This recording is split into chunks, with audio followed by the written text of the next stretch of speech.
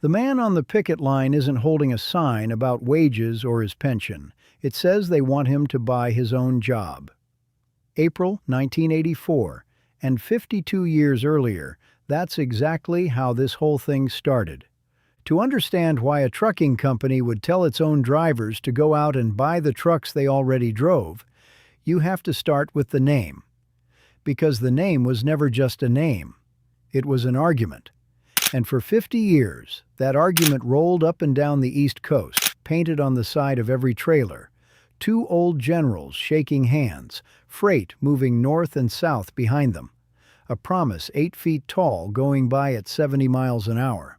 In 1957, the company sat down to write up its own 25th anniversary, and it finally told a story it had mostly kept quiet. The name didn't come out of a marketing room. It came from an old woman who had been a small child during the Civil War. E. Ward King's mother, Maggie, had watched the country tear itself in half, and when her son needed something to call 3 trucks running freight up the coast, she handed him the one line every Southerner already carried in their head. The Mason Dixon line ran east to west. It was the wall. It was the seam where the country had split. So she told him to build a line that ran the other way, north to south, and use it to stitch the two halves back together with commerce instead of cannon fire. A woman who had survived the war named the company. That part almost nobody tells you. The logo carried the same idea, and the same buried irony. The trademark was a handshake, said to be Robert E. Lee and Ulysses S. Grant, the two commanders, gripping hands across the divide. A commercial artist up in Knoxville didn't dream it up. He copied it.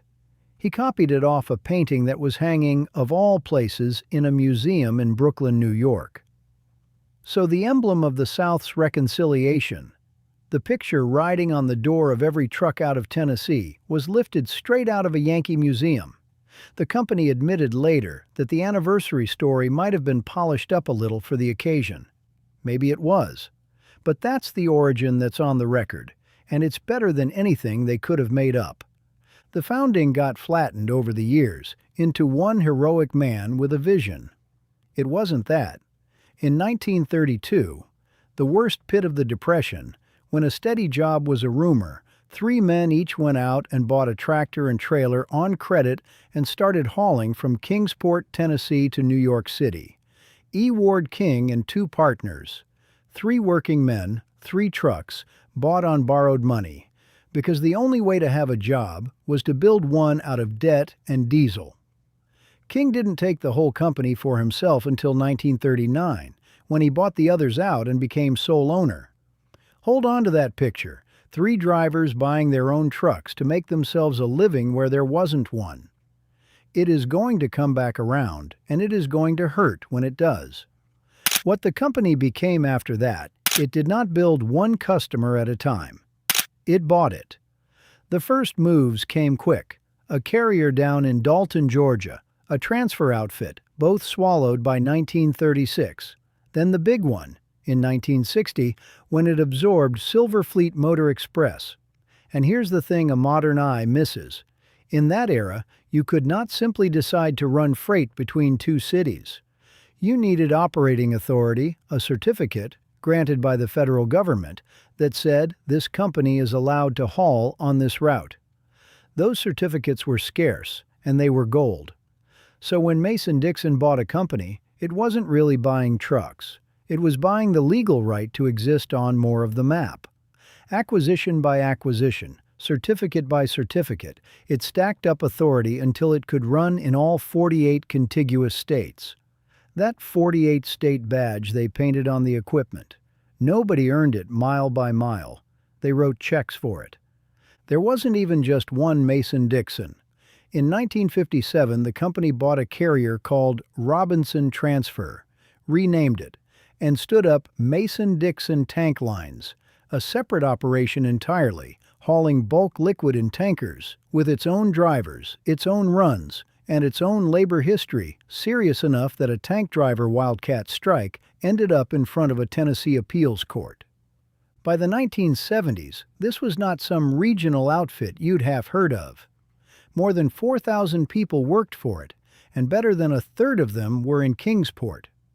Which means in that town, Mason Dixon wasn't a brand. It was where your father worked. It was the paycheck behind half the houses on the street, the name on the building everybody drove past. It got big enough and meant enough that a doctoral student at the University of Tennessee built an entire dissertation around it in 1985. 25 interviews with the people who had run it and worked it, filed under a title lifted straight from Maggie King's idea, now joining the North and South. And if you drove for them, you knew exactly what that meant. You knew the terminals, the lanes, the men on the dock who had been there 20 years. You had the seniority and the union card, the handshake riding on your door, and the quiet understanding that a Mason Dixon job was a job you handed down, the kind of work a man stayed in until he retired out of it. That was the deal underneath the logo. The company joined North and South, and in return, it gave you something solid to stand on for 30 years. That deal is the thing that is about to be broken, and the men it belonged to never saw it coming. But the ground had already moved under all of it, and almost nobody on those trucks felt it shift. 4 years before the end, in 1980, Washington deregulated the interstate trucking industry. Overnight, those operating certificates Mason Dixon had spent half a century buying, the scarce, golden legal rights that had been the whole point, weren't scarce anymore. Anybody could get in. Rates went into free fall. And the carriers most exposed to that knife were exactly the old union good-wage outfits with high costs baked into every single load. Companies like Mason Dixon.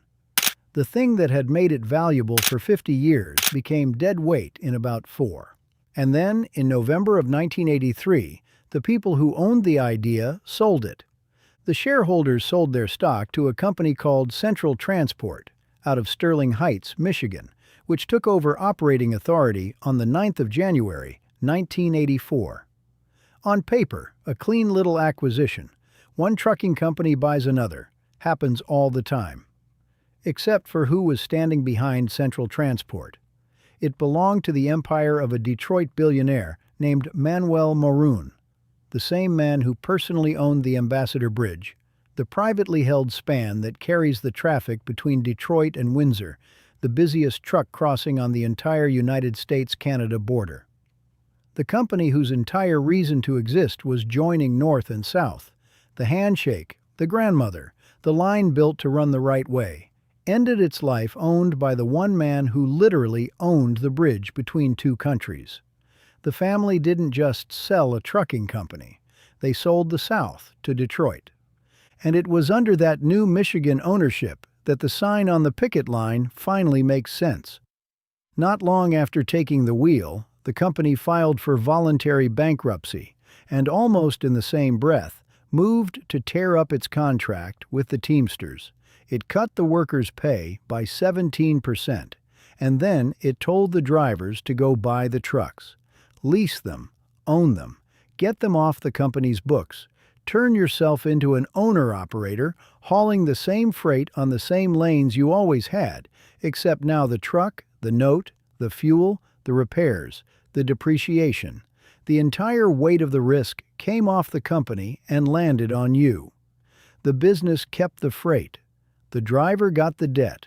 Picture what that actually asked of a man who had run their trailers for 15-20 years, a man with a card and a pension building, and a seniority date he'd earned with his back.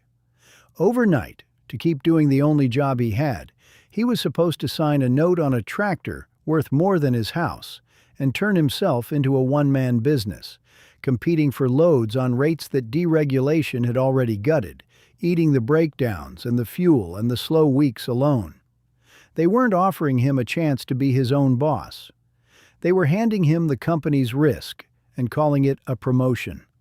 On the 9th of April, 1984, around 2,000 drivers and dock loaders walked off the job, and the line they said over and over, on the line, in the cold, wasn't complicated at all. They want us to buy our jobs. Sit with that for a second, because it's the whole story folding back on itself. 52 years earlier, 3 men buying their own trucks was the proudest thing a working man could do. It was independence. It was how you built something out of nothing. Now the exact same act had been turned completely inside out. Buying a truck wasn't freedom anymore. It was the toll you paid just to be allowed to keep working. Same word, opposite meaning. And the men standing out there felt that difference all the way down. The deepest cut wasn't even that the company had turned on them. Companies do that. It was that the family had sold them off to Detroit, and Detroit had told them to buy their own jobs back. It did not die clean, the way these stories usually get told. The strike didn't break in a day.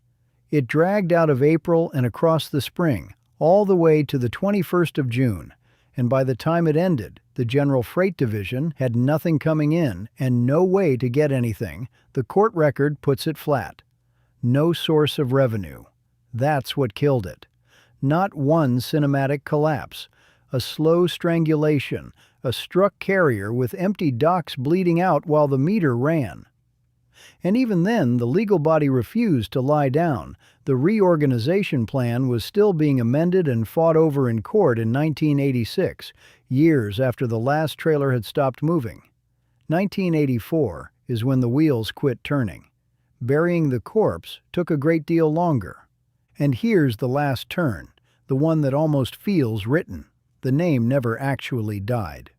Decades on, Mason Dixon Lines still surfaces as an entity tucked down inside Moran's trucking holdings, the handshake's bloodline quietly absorbed into the very Detroit empire that had wrung the life out of it. The idea outlasted every man who built it. The place where they built it did not. The old Mason Dixon building on East Stone Drive in Kingsport stood empty for years, the power cut, the windows black. And one night in October of 2015, it burned to the ground.